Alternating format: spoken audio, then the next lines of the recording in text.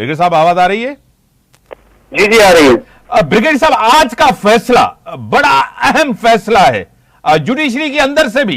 काफी चीजें आपको पता है तनकीद हो रही थी, बाहर से भी तनकीद हो रही थी। आज सुप्रीम कोर्ट ने जो फैसला दिया है ये बड़ा अहम फैसला है, क्या कहेंगे ब्रिगेडियर साहब? जी बिल्कुल, देखिए हालिया दिनों के अंदर जब से अफगानिस्तान में जो गवर्नमेंट आई है आपकी अफगान बुरी गवर्नमेंट, उसके बाद से देखिए अब तक इन 2.5 सालों में हमने बहुत नुकसान उठाया और दहशतगर्दों ने बेसिकली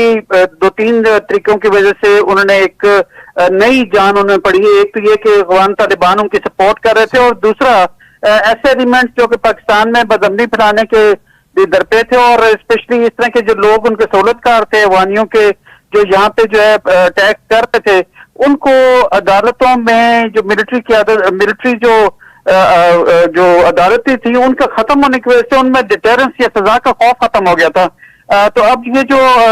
आज सुप्रीम कोर्ट की तरफ से फैसला आया है कि आप ऐसे तमाम मनासर का उनमें जो है वो ट्रायल कर सकते हैं मिलिट्री कोर्ट एज सिविलियंस का, जो कि पाकिस्तान में अमन के खिलाफ है या यहाँ पे दहशतगर्दी के सिलसिले में या तो खुद की है या सहूलतकारी की है। तो मैं समझता हूँ कि आज का फैसला इंतहाई अच्छा है, क्योंकि जब तक आपकी सेंटर ऑफ ग्रेविटी जो कि पार्लियामेंट और जो आर्म फोर्सेज हैं वो दोनों मिलकर शेयर करते हैं, तो अगर आप इनको बेवकूफ कर देंगे, इनको आप हिट करना शुरू कर देंगे, तो फिर आप दुश्मनों के मकासद को पूरा कर रहे हैं। तो मैं समझता हूँ कि अदालत ने अपने जो पहले किए गए जो फैसला था उसको जो दोबारा उसको रिविजिट किया है, उस सिलसिले में पाकिस्तान की खातिर, उसकी ऑर्गेनाइजेशंस की, उनके इंस्टीट्यूशंस की खातिर स्टेट को ताकतवर बनाने के लिए बेसिकली ये फैसला दिया। और मैं समझता हूँ कि इसमें दहशतगर्दी या उस तरह के अनासर जो कि पाकिस्तान में बदमनी चाहते हैं उनकी सरकोबी होगी और पाकिस्तान तरक्की की राह पे तेजी से गामजन होगा इंशाल्लाह ताला। ब्रिगेडियर साहब, आपको खुद पता है कि दहशतगर्दी के हवाले से आज ही यानी कि एक ही पॉलिटिकल पार्टी के लीडर ने खुल के बयान दिया है, और क्योंकि वो खुद भी विक्टिम है, बिलावल भुट्टो जरदारी साहब, चेयरमैन ऑफ पाकिस्तान पीपल्स, उन्होंने कहा है कि एक दफा फिर टेररिज्म की वेव है, हम सबको मिलके इस चैलेंज का मुकाबला करना चाहिए, क्या कहेंगे? देखिए बिलावल भुट्टो साहब जो है एक उभरते हुए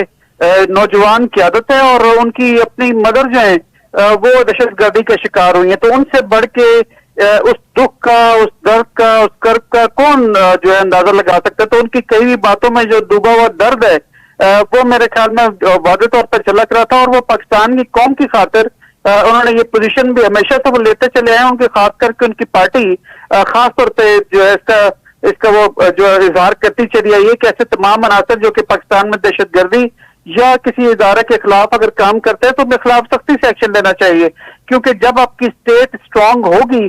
तभी आपके जो है यहाँ पे सरकार का पहिया चलेगा, मईशत का पहिया चलेगा। कमेटी ऑफ नेशंस के अंदर पाकिस्तान एक बनाना रिपब्लिक के बजाय एक ठोस रियासती जो है वो स्ट्रक्चर के साथ जानी पहचानी जाएगी, तभी आप तरक्की कर सकेंगे। तो बिलावल भुट्टो साहब ने जो पोजीशन ली है, जो पहले भी पीपल्स पार्टी लेती चली आई है, वो मैं समझता हूँ कि वक्त की अहम जरूरत है। और उन्होंने बिल्कुल सही कहा कि ऐसे दहशतगर्द अनासर जो कि पाकिस्तान में दोबारा सर उठा रहे हैं उनकी सरकोबी के लिए इंतहाई अहम जरूरी है। एक और सवाल, जो 9 मई को हुआ वो किसी तौर किसी पॉलिटिकल पार्टी, किसी पाकिस्तानी, किसी एक पाकिस्तानी को भी काबिल कबूल नहीं है। जिस तरह इदारों के ऊपर, शुहदा की तंसीबात के ऊपर हमला किया गया, उनका ट्रायल भी इसी के तहत होगा।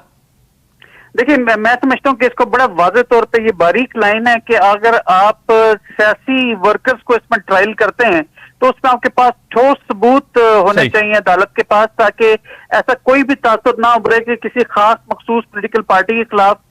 कोई एक्शन लिया जा रहा है या ये डिसीजन उसके ऊपर फोकस है। जो मैं समझता हूँ कि हमारी अदालतें और स्पेशली जो मिलिट्री कोर्ट्स के अंदर जो जज हजरात हैं वो बाकायदा ट्रेंड होते हैं, बाकायदा इन तमाम चीजों का इदराक रखते हैं, और जब तक ठोस सबूत नहीं होंगे तो वो इस तरह की कोई जो है वो उसको केस को, इस तरह के सिविलियन केस इन अदालतों में नहीं लेकर आया जाएगा।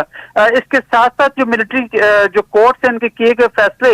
आप हायर कोर्ट्स में, सिविलियन कोर्ट्स में इसको चैलेंज भी कर सकते हैं, अपील भी दायर कर सकते हैं। तो जब तक आप ठोस शवायद के बेस के ऊपर अगर कोई फैसले अगर आप सही नहीं लेंगे तो इन्हीं कोर्ट्स की वुकत जो है वो कम हो जाएगी। तो लिहाजा मैं समझता हूँ कि बड़े नपतुले अंदाज में और जब तक ठोस सबूत नहीं होंगे ऐसे नासर के जो जिनका इन कोर्ट्स में ट्रायल होगा, जो कि स्टेट ऑफ पाकिस्तान के खिलाफ साहब आपको खुद पता है कि वीडियोज ऑडियोज और सब चीजें हैं,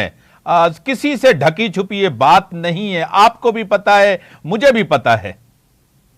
जी देखिए, ये अब कोर्ट के ऊपर डिपेंड करता है कि वो इस तरह की जो ऑडियो वीडियो के ऊपर कितना वो बिलीव करते हैं, क्योंकि अब इसमें भी काफी हद तक टेक्नोलॉजी जो है वो चेंज हो चुकी है। आप कोई भी चीज आर्टिफिशियल इंटेलिजेंस के जरिए चीज आप बिल्ड भी कर सकते हैं, लेकिन अगर आपकी जियो फेंसिंग होती है, आपके मुख्तलिफ शवाहिद होते हैं, आपके जो वहां पे चीजों की मौजूदगी या फिजिकल अगर आपके ऊपर कोई गवाह होते हैं, तो फिर मैं समझता हूँ कि इस तरह के अनासर के खिलाफ भी टेलीफोन लाइन पे रहें सर, टेलीफोन लाइन पे रहें, सीनियर